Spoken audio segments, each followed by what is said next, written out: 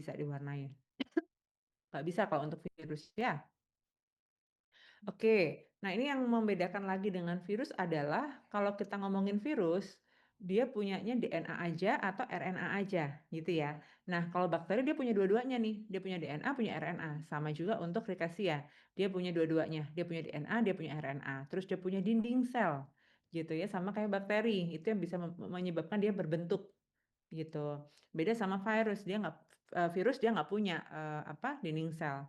Terus Rickettsia ini juga punya enzim-enzim untuk metabolisme.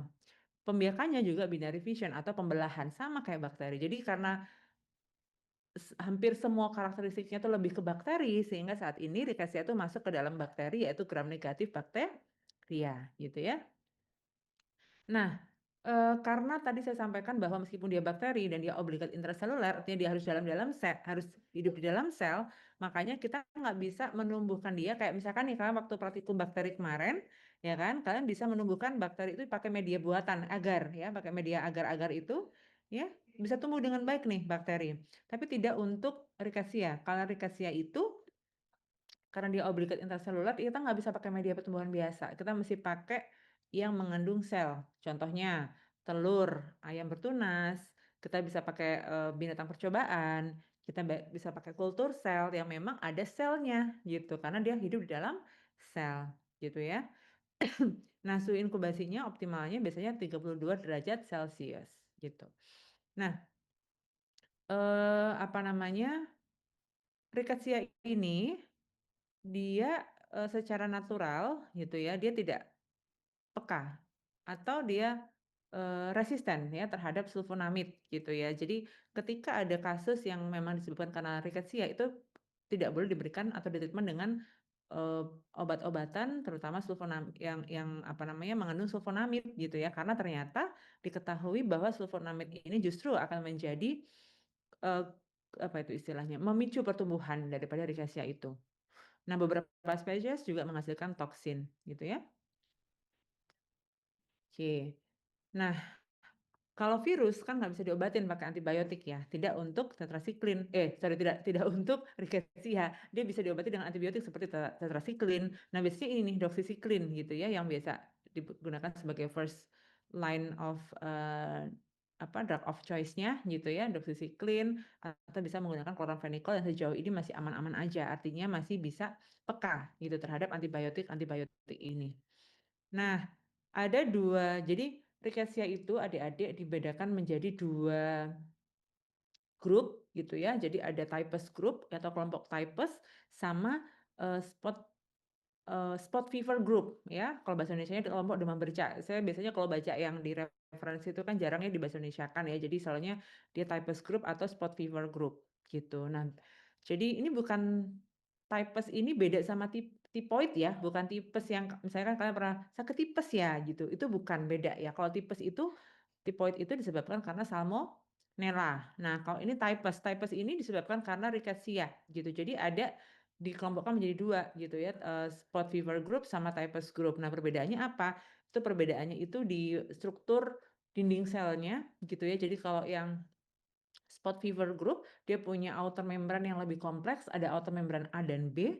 Tapi kalau yang types group dia tidak memiliki sekompleks yang spot fever group gitu ya. Dia cuma punya, kalau saya tidak salah ya, dia hanya punya satu outer membran yaitu outer membran B gitu.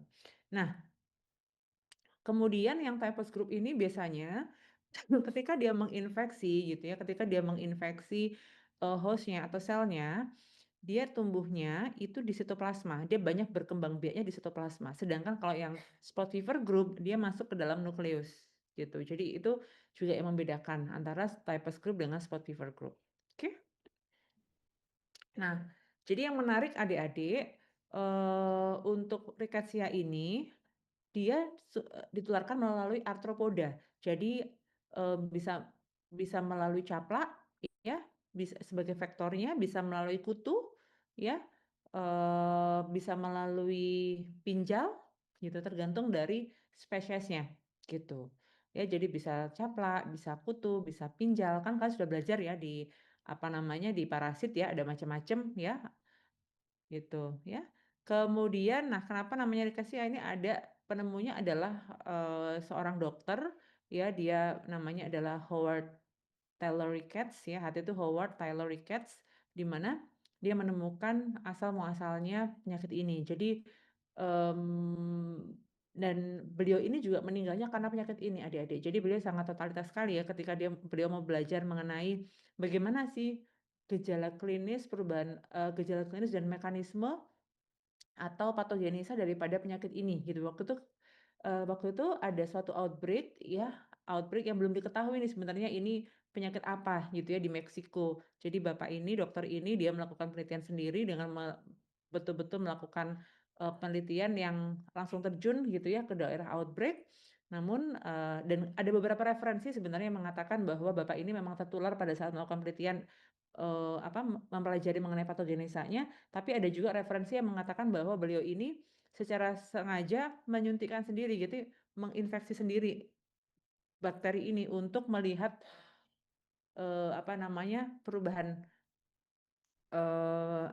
mekanisme dari penyakit ini gitu. Jadi ada dua referensi yang berbeda. Tapi intinya adalah bapak ini meninggal karena sedang meneliti penyakit ini begitu ya. Sehingga untuk menghormati atau jasa beliau ya, nama penyakit ini adalah dari nama beliau yaitu Rickettsia dari Howard Taylor Ricketts gitu.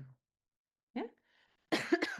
Nah, dulu jadi ada beberapa genus adik-adik. Jadi ada Rickettsia, ada ada Ehrlichia, ada Anaplasma, ada Coxiella, ada Bartonella. Itu semua dalam satu family gitu. Tetapi sepanjang atau dengan berjalannya ilmu pengetahuan gitu ya, diketahui bahwa masing-masing ini memiliki perbedaan secara filogenetik DNA-nya ya, secara analisis genetiknya itu berbeda. Sehingga saat ini masing-masing genus ini memiliki family yang berbeda-beda. Jadi kalau Rickettsia itu masuk ke Rickettsiaceae gitu ya, kalau Bartonella Bartonellaceae, terus Ehrlichia juga Ehrlichiaceae gitu. Jadi banyak sekali ya yang memang dia memiliki karakteristik yang sama dengan Rickettsia gitu. Tetapi saat ini memiliki family yang berbeda-beda gitu ya. Nah, ini ada beberapa genus ya yang memang dulu satu family gitu ya. Dulu masuknya ke Rickettsiaceae tapi sekarang sudah memiliki family yang berbeda-beda.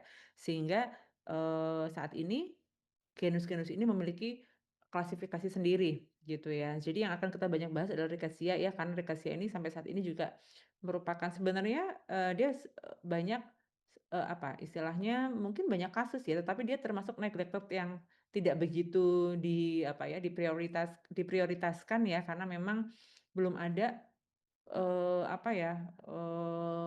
surveillance khusus gitu ya, atau pendeteksian khusus dari penyakit ini gitu terkait rickettsia. Sebenarnya mungkin ada gitu ya, cuman karena simptomnya itu tidak spesifik ya, dia lebih kayak flu-like symptom, sehingga memang peneguhan diagnosa untuk rickettsia ini belum dilakukan gitu. Nah, jadi kita kembali ke genus Rickettsia ya. Jadi saya sampaikan bahwa Rickettsia ini menularkan melalui vektor ya. Jadi kenapa ini masuk ke virologi ya? Harusnya ini bakteri gitu ya. Tetapi ya itu tadi karena dia sifatnya banyak lebih ke eh, karena dia obligat intraseluler ya, mirip virus ya, tetapi dia sebenarnya masuknya ke bakteri. Namun ini sampai saat ini juga masuk ke dalam mata kuliah virologi. Jadi untuk rickettsia ini dia menularkan melalui vektor adik-adik. Jadi ada beberapa tadi saya sampaikan ya, ada types group, kelompok types sama kelompok demam bercak atau spot fever group gitu ya. Jadi ada Rickettsia prowazekii, ini nama spesiesnya ya, Rickettsia prowazekii ini menyebabkan yang penyakitnya namanya adalah epidemic typhus. Ya, epidemic typhus gitu. Lalu ada Rickettsia tipi, ini endemic typhus nama penyakitnya, ada Rickettsia Kanada. Nanti kalian bisa baca sendiri ya adik-adik ya, terkait apa nama penyakit yang disebabkan oleh masing-masing spesies ini. Lalu ada kelompok demam bercak atau spot fever group. Ya, ini ada Rickettsia rickettsii penyebab Rocky Mountain Spot Fever. Jadi Rocky Mountain Spot Fever ini kenapa namanya Rocky Mountain ya? Karena pertama kali ditemukan di pegunungan Rocky Mountain di North Amerika gitu ya. Lalu ada Rickettsia connori, ada Rickettsia australis, ini di Australia di Queensland kalau nggak salah. Lalu ada Rickettsia akari. Jadi da- eh, penamaan daripada spesies-spesies ini berdasarkan pertama kali ditemukan penyakit itu gitu.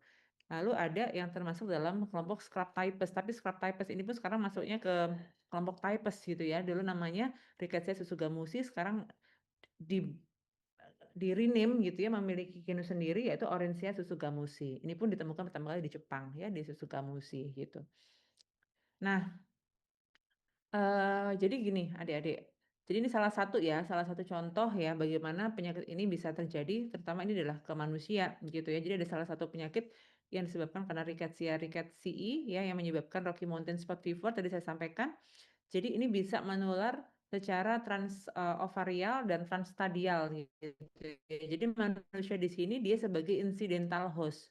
Ketika dia digigit oleh caplak, ya tik itu caplak yang memang dia terinfeksi dari Rickettsia rickettsii ini gitu. Jadi kalau kalian perhatikan di sini ya, di sini rodensnya sebagai reservoir gitu ya. Jadi kalian perhatikan di sini ketika ini trans ovari di sini adalah ketika ada infected adult ticks ya atau caplak yang dewasa yang memang dia terinfeksi daripada Rickettsia rickettsii, kemudian ketika dia menelurkan telur ya dia akan menghasilkan telur yang juga terinfeksi gitu.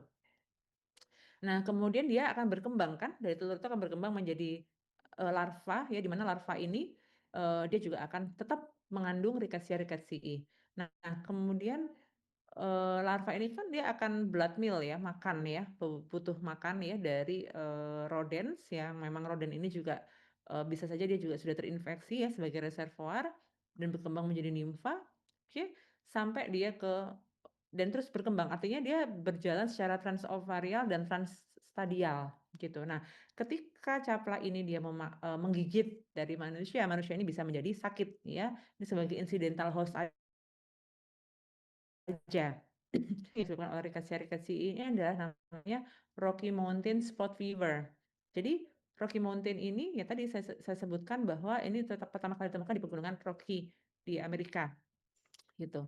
Jadi ini salah satu bagaimana siklus penularan ya apa namanya dari apa namanya secara varial dan transstadial dan bagaimana manusia bisa akhirnya terinfeksi dari penyakit ini gitu dari caplak nih gitu.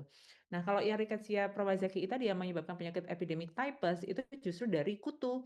Jadi hati-hati kutu itu ya apa namanya juga bisa membawa penyakit gitu ya. Salah satunya adalah menyebabkan penyakit apa namanya epidemic typhus rickettsia gitu. Pediculus humanus corporis ya, masih ingat ya di mata kuliah apa tuh parasit ya. Nah, coba ini adalah endothelial cells ya, sel-sel di pembuluh darah. Kalian perhatikan di sini kira-kira kalau kalian lihat di gambar ini adik-adik bisa ada yang berani mengemukakan pendapat ini bakteri yang mana sih? Rickettsia-nya yang mana? Coba kalian perhatikan di sini. Ada yang mau berani mencoba menjawab mungkin? Halo. Ini 5 kelas nih, jadi satu nih.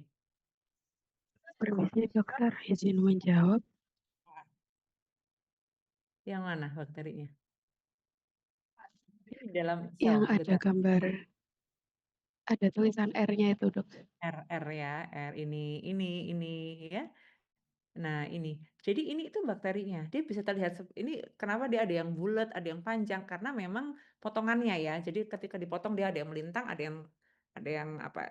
Jadi ini bakterinya ini ya, betul sekali Mbak Arlita. Jadi memang dia di dalam apa? Cytosol ya dalam sitoplasma. Jadi ini ketika dilakukan pemeriksaan dari kultur sel endotel, yang jadi sel endotel dikultur, kemudian dilakukan inokulasi dengan rickettsia, kita lihat bahwa dia berkembang di dalam sel, dalam sitoplasma, begitu ya, seperti ini. Oke, ada lagi gambar yang lebih menarik. Saya tunjukkan ya, sebentar. Nah, ini. Jadi bayangkan ini adalah sel endotel adik-adik. Sel endotel ya ketika dia menemukan sel endotel gitu ya. Nah, dia akan masuk. Jadi sel endotel ini kan dari di pembuluh darah gitu ya. Dia akan attach ke permukaan ini kemudian dia akan masuk ya melalui fagositosis ya. Nah, seharusnya secara normal dia akan masuk ke dalam fagosom gitu. Nah, tetapi di dalam fagosum pun bakteri ini bisa survive gitu ya, dia bisa melepaskan diri ya dan dia masuk ke dalam sitoplasma ini dan berkembang biak sampai nanti sel endotel ini akan rusak gitu, pecah, lysis gitu. Nah ini bakterinya ini semua nih yang bulat-bulat ini, ada yang panjang, ada yang bulat ini. Ini karena potongan aja ya, karena kan ini pasti menggunakan mikroskop elektron, itu harus diproses gitu. Seperti itu, ya. Oke, jadi, kalau rickettsia itu, dia memang biasanya menyerangnya di pembuluh darah ya, melalui, di sel-sel endotel pembuluh darah, gitu ya. Lalu ada genus Ehrlichia juga. Jadi Ehrlichia ini dia, biasanya, dia paling predileksinya di apa, di monocyte ya, di sel darah putih, gitu. Jadi, ada beberapa spesies ya, ada Ehrlichia bovis, Ehrlichia ovina, Ehrlichia canis, gitu. Ada Bartonella juga ya, Bartonella quintana ya, nama penyakitnya adalah trench fever pada manusia di mana, ini juga, dulu pertama kali ditemukan pada saat Perang Dunia Pertama ya, di mana tentara-tentaranya pada sakit demam semua gitu ya, ternyata setelah diketahui disebabkan karena Bartonella quintana ini. Nah, lalu ada Coxiella burnetii. Nah, ini adik-adik mesti mesti diingat ya, ketika nanti saya bertanya atau ada pertanyaan, tadi saya sampaikan bahwa mereka semua tadi di apa, ditularkan melalui vektor, arthropoda. Ada satu yang nggak ditularin melalui vektor, yaitu Coxiella burnetii, penyebab penyakit Q fever, demam Q. Q itu query, pertanyaan. Dulu nggak ngerti ini penyebabnya apa sih demam Q, makanya namanya dulu demam Q atau Q fever, karena nggak tahu nama penyebabnya nama penyakitnya ini penyakitnya ini disebabkan oleh apa, gitu ya. Ternyata diketahui penyakitnya disebabkan karena Coxiella burnetii. Jadi Q fever ini, dia tidak melalui arthropoda tapi biasanya melalui direct transmission, penularan secara langsung. Ini bisa menyerang, bisa ke manusia dan biasanya menular melalui, hewan-hewan ruminan ya. Kalau pada hewan ruminan bisa menyebabkan, abortus gitu ya. Jadi kalau lainnya pakai arthropoda, melalui faktor arthropoda, kalau Coxiella itu tidak melalui arthropoda ya, menyebabkan Q fever. Nah, tadi, jadi saya sampaikan bahwa beberapa genus tadi melalui gigitan vektor arthropoda, ya kalau Rickettsia tadi memiliki predileksi pada endotel pembuluh darah kecil, ya jadi melalui mikrovaskuler, gitu. Jadi makanya ketika dia menyebabkan kerusakan pada sel-sel endotel, maka apa yang terjadi? Ya akan terjadi peningkatan permeabilitas vaskuler, menyebabkan vasodilatasi, menyebabkan hipovolemia, hipotensi, seperti itu. Sehingga nanti akan menyebabkan apa terjadi vaskulitis adik-adik, jadi kerusakan pada pembuluh darah gitu dari beberapa organ gitu. Jadi ini harus diobatin gitu ya, kalau nggak diobatin bisa menyebabkan fatal. Nah, jadi tadi ini saya sampaikan ya, jadi ini masuk ke dalam sel-sel endotel pembuluh darah seperti ini bentukannya, adik-adik. Nah, ini, sedikit gambaran ilustrasi kalau tadi saya sampaikan ya, jadi ada Rickettsia ya, ada genus Rickettsia, ada Ehrlichia, ada Coxiella, ini kalau online kelihatan jelas di gambarnya, kalau pas kuliah biasanya nggak serba jelas. Jadi kalian bisa perhatikan di sini, masing-masing, genus ini punya cara tersendiri bagaimana dia bisa melakukan, apa namanya, kerusakan pada sel gitu ya, dan menyebabkan rupture atau lysis dari sel yang diinfeksi. Jadi misalkan Rickettsia tadi saya sampaikan dia sukanya di endothelial cell, pembuluh darah. Ketika dia masuk ke dalam sel pembuluh darah, dia sel endotel, ini melalui proses fagositosis gitu ya, maka dia akan masuk ke dalam satu kantung yang namanya fagosom, gitu. Nah, Rickettsia itu bisa, apa, bertahan atau survive yang kemudian dia bisa merusak fagosum dan dia keluar nih, keluarnya ke sitoplasma, ke cytosol. Sehingga di sitoplasma itu dia akan memperbanyak diri, adik-adik. Nah, ketika dia sudah memperbanyak diri, bagaimana dia bisa keluar untuk mencari sel yang baru adalah dengan cara, nah ini beda-beda. Ada Rickettsia prowazekii itu melalui dia merusak sel secara keseluruhan. Tapi kalau Rickettsia rickettsii ya yang menyebabkan Rocky Mountain Spot Fever, dia menyebabkan, apa, filopodia. Jadi ada penjuluran sel gitu ya, kemudian dia akan melepaskan diri dari penjuluran sel itu ini. Nah, untuk yang, apa, Orencia susugamosi ya, dia yang menyebabkan scrub types tadi dia melalui budding. Jadi ada budding dulu nih, keluar dulu nih. Nanti budding-nya akan lepas dan pecah, gitu. Jadi masing-masing genus punya cara sendiri gitu, masing-masing spesies untuk Rickettsia ya.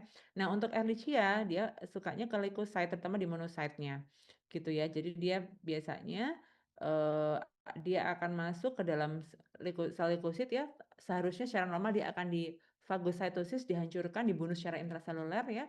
Namun, Ehrlichia ini dia bisa apa, bisa survive dari proses intracellular killing. Kenapa? Dia bisa menghambat fusi antara fagosum dan lysosum. Jadi fagosum dan lysosome ini merupakan cara sel darah putih untuk bisa menghancurkan mikroorganisme yang masuk gitu yang di fagositosis. Namun Ehrlichia itu dia bisa bertahan, ya dia bisa menghambat fusi antara fagosum dan lysosome sehingga dia tidak bisa terbunuh di sini. Sehingga apa yang terjadi, dia bisa memperbanyak diri ya, kemudian dia akan lepas gitu. Nah, Coxiella burnetii ini juga dia biasanya, menyerang makrofag gitu ya, dia juga, dia bisa survive dari fagosum lysosome sehingga dia bisa terus berkembang biak di dalam sel dan menyebabkan sel itu lysis. Jadi itu adik-adik yang terjadi ketika, bakteri-bakteri ini bisa masuk ke dalam sel, baik itu sel endotel, sel leukosit atau makrofag ya, dia bisa bertahan dan menyebabkan sel itu menjadi rupture atau lysis, gitu. Nah, ini gambar dari, caplak ya.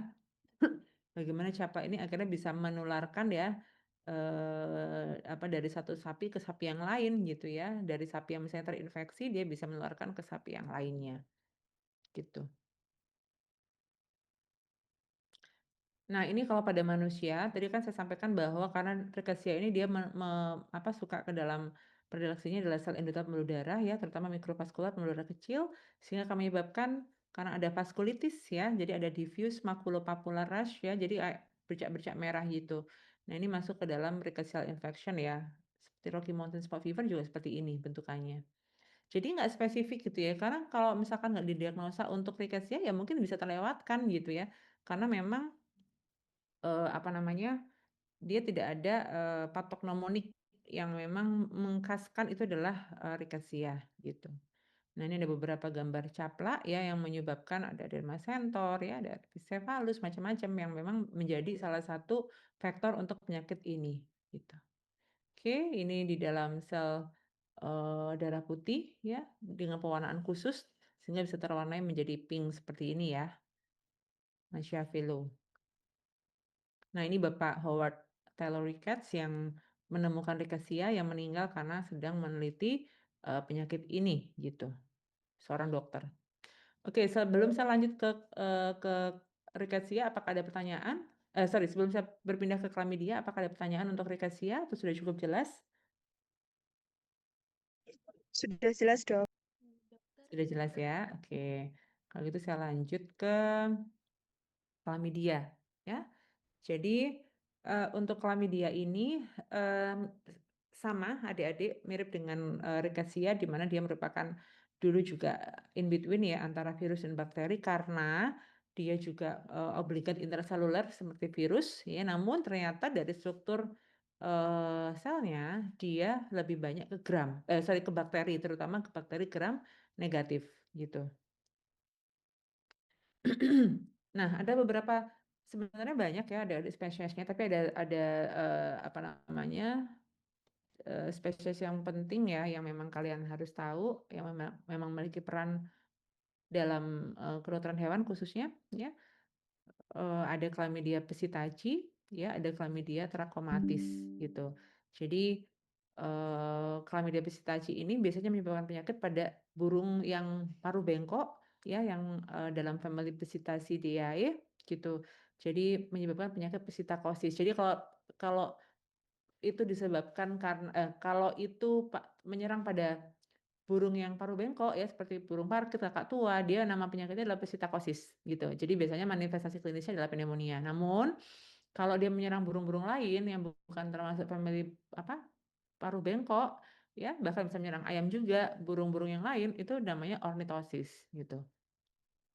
Nah, kemudian Chlamydia trachomatis ini yang ke human ya menyebabkan, beberapa penyakit pada mata, bahkan ke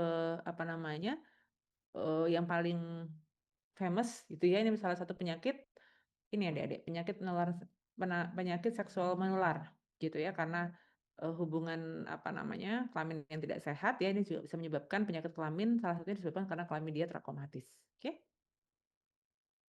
Nah, jadi, eee, sama ya seperti rickettsia di mana dia harus di dalam sel, namun tidak tergantung pada arthropoda. Jadi tidak melalui arthropoda, tidak melalui vektor, gitu ya. Nah, perlu diketahui ada 2 partikel, jadi ada 2 bentukan partikel. Jadi, chlamydia itu ada 2 bentuk adik-adik, elementary sama reticulate. Jadi EB sama RB kalau disingkat. Kalau kalian baca di referensi biasanya disingkat RB sama EB. Jadi kalau elementary body itu dia merupakan bentuk kecilnya dan ini bentuk infektifnya gimana dia bisa masuk, gimana dia bisa menginfeksi sel gitu ya. Jadi dia di dalam sel, dia di luar sel, dia lebih kecil bentuknya tapi dia bentuk infektif di mana dia akan masuk ke dalam sel. Nah, kalau reticulate body dia sudah di dalam sel gitu. Jadi dia lebih besar ukurannya, terus dia merupakan bentukan dalam sel yang ditemukan pada waktu replikasi. Jadi ada 2 bentuk, elementary sama reticulate. Kalau elementary dia bentuk infektifnya di luar sel yang akan menginfeksi sel. Tapi kalau reticulate body dia itu di dalam sel yang ditemukan dalam waktu proses replikasi. Nanti ada gambarnya. Gitu. Jadi ada beberapa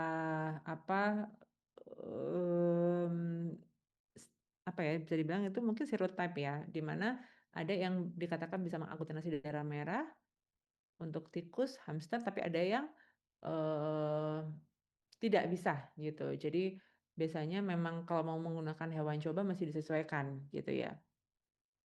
Lalu replikasi chlamydia terhambat bila diberikan beberapa antibiotik ini ya, ada penisilin, chloramphenicol, tetracycline, dan erythromycin gitu. Nah, seperti yang sudah saya sampaikan tadi bahwa karena chlamydia ini dia obligat intraseluler, maka kita nggak bisa pakai media biasa adik-adik ya, mesti pakai hewan coba atau telur ayam bertunas gitu ya. Karena harus ada sel hidupnya gitu. Nah, ini yang membedakan dengan virus ya, tadi saya sampaikan bahwa dia punya DNA RNA. Kalau virus itu dia punya DNA saja atau RNA saja, makanya diklasifikasikan menjadi DNA virus atau RNA virus kan. Nah, terus dia punya dinding sel yang mengandung muramic acid, lalu ada enzim-enzim metabolisme dan ini tidak dimiliki oleh virus gitu ya, sehingga dia juga bisa dia pekat terhadap beberapa antibiotik tadi. Nah, pembiakannya juga sama kayak bakteri yaitu pembelahan. Oke? Nah, tadi saya sampaikan ya, jadi ada beberapa penyakit ya, bisa bisa konjungtivitis, lalu ada limfogranuloma venereum, ini merupakan penyakit kelamin ya, ada psittacosis, ada ornitosis gitu. Jadi kalau di dunia kedokteran hewan ada 2 ya penyakit yaitu psittacosis dan ornitosis. Jadi kalau psittacosis ini juga menyerang pada hewan yang burung yang paruh bengkok, kalau ornitosis pada burung lain dan ini juga zoonosis adik-adik. Gitu, lebih ke kalau pada manusia biasanya manifestasi klinisnya ke saluran pernafasan ya, ke paru-paru, menyebabkan pneumonia. Nah, ini tadi saya sampaikan ya, untuk partikelnya dalam siklus perkembangan ada infeksius, yaitu ada elementary body, dia akan masuk ke dalam sel host dengan melalui proses fagositosis biasanya, lalu dia akan mengalami reorganisasi menjadi lebih besar gitu ya, yang namanya adalah reticulate body di dalam tubuhnya. Di dalam selnya gitu ya. Nah, ketika menjadi reticulate body, ya ini dia akan menjadi besar, dia di mana nih ditemukan pada fase replikasi gitu ya. Dia akan membelah berulang-ulang dengan cara pembelahan menjadi 2, kayak bakteri pada umumnya gitu. Nah, kemudian akhirnya ketika dia sudah membelah semakin banyak gitu ya, kemudian dia akan membentuk suatu inclusion bodies gitu ya. Jadi ketika sudah membentuk reticulate body menjadi banyak, akan membentuk suatu inclusion ya dalam sitoplasma cell host-nya. Nah, kemudian setelah itu ya dia akan melepaskan diri ya. Nah, dia akan kembali menjadi ke bentuk infektifnya adik-adik, ke dalam bentuk elementary body. Sehingga dia akan melepaskan diri dari sel host dan menginfeksi sel yang baru. Ini gambarnya seperti ini. Jadi, ya ini yang pertama kali ya, elementary body ini adalah bentuk infektifnya di luar sel. Dia akan mencari sel untuk diinfeksi, ya attachment dan ingestion di sini masuk. Jadi ini kemudian dia akan masuk ke dalam fagosum, ya fagosum fusion. Namun di dalam fagosum ini dia bisa survive dan bereorganisasi membentuk bentukan yang lebih besar yaitu reticulate body. Jadi di sini elementary body akan berubah menjadi reticulate body di mana di sini dia akan berkembang biak, bereplikasi semakin banyak gitu ya. Dari reticulate body-nya. Nah, kemudian karena sudah semakin banyak dia harus berubah lagi menjadi bentuk infektif ya, mengalami kondensasi dari reticulate body ke elementary body. Sehingga di sini disebut dengan inclusion tadi. Inclusion ini dia sudah mature yang ketika dikatakan mature itu kalau misalkan sudah banyak bentuk-bentuk infektifnya gitu ya. Ketika sudah banyak bentuk infektifnya dia akan melepaskan diri ya untuk mencari sel yang baru gitu. Ya, jadi itu adik-adik nggak banyak ya materinya yang bisa saya jelaskan untuk apa namanya untuk rickettsia dan chlamydia. Mungkin ada yang mau ditanyakan terkait dua genus ini, adik-adik silakan. Dokter izin bertanya boleh? Boleh. Untuk chlamydia ini penularannya lewat apa ya dok? Kan rickettsia kan tadi lewat arthropoda. Kalau ini lewat apa ya dok? Ya, melalui direct transmission. Jadi misalkan ada dari burung ya yang memang dia terinfeksi, kemudian kan biasanya memang menyerangnya itu adalah saluran pernafasan ya dari paru-paru. Nah, dari discharge-nya itu bisa menularkan ke manusia atau ke burung yang lain gitu. Tapi kalau yang jadi dari direct transmission gitu ya. Tapi kalau misalkan yang tadi apa? Sorry, yang trakomatis ya. Nah, ini mana tadi? Nah, sorry. Kalau yang trakomatis, kalau yang pada manusia ya ini kebanyakan memang ya, dia penularannya biasanya melalui karena ini merupakan salah satu penyakit, seksual menular ya yang memang, banyak ditemukan ya, biasanya melalui hubungan kelamin yang kurang sehat, seperti itu. Jadi makanya dari dia penyakit kelamin bisa ke konjungtivitis gitu ya.